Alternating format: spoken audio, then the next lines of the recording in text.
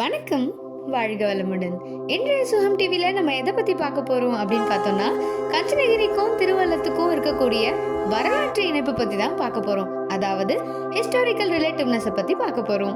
கஞ்சனகிரி அப்படின்ற மலையில கஞ்சன் என்னும் அரக்கன் பல நாளா சிவபெருமான வேண்டி தவம் இருந்து வந்ததாகவும், இவ்வாறு தவம் இருந்தும் சிவபெருமான் அவனுக்கு காட்சி தராததாகவும், இதனால் கோபமுற்ற அந்த கொடூரமான அரக்கன் ஒவ்வொரு நாளும் திருவள்ளத்தில் இருந்து திருவள்ளநாதர் பூஜைக்கு தண்ணீர் எடுக்க வரக்கூடிய பூசாரிகளை அடித்து உதைத்து துன்புறுத்தியதாகவும், இதனால் கோபம் கொண்ட சிவபெருமான் தனது நந்திதேவரிடம் அவனை சூரசம்ஹாரம் செய்ய சொல்லி கட்டளையிட்டதாகவும், இதனை கேட்ட நந்திதேவர் திருவள்ளநாதர் கோவில், அதாவது திருவள்ளத்தில் இருந்து நந்திதேவர் கிளம்பி கஞ்சனகிரி மலைக்கு வந்து அந்த கஞ்சன் என்றும் கொடூரமான அரக்கனை சூரசம்ஹாரம் செய்திருக்காராம்.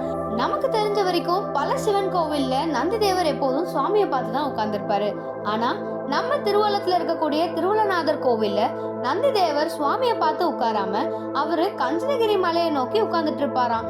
மற்ற அரக்கர்கள் யாரும் வந்துடக்கூடாது அப்படின்ற நோக்கிலையும், அப்படி வந்தாலும் சூரசம்ஹாரம் செய்துவிட வேண்டும் என்று கஞ்சனகிரி மலையை பாதுகாக்கும் நோக்கிலும் திருவள்ளநாதர் கோவிலில் இருக்கக்கூடிய நந்திதேவர் கஞ்சனகிரி மலையை பார்த்து அமர்ந்திருப்பதாக ஐதீகமாக கூறப்பட்டு வந்துள்ளது. கஞ்சனகிரி மலைக்கும் திருவள்ளத்திற்கும் எப்பொழுதும் ஒரு சக்தி வாய்ந்த வரலாற்று பிணைப்பு உள்ளதாக வரலாற்றில் கூறி வந்துள்ளனர்.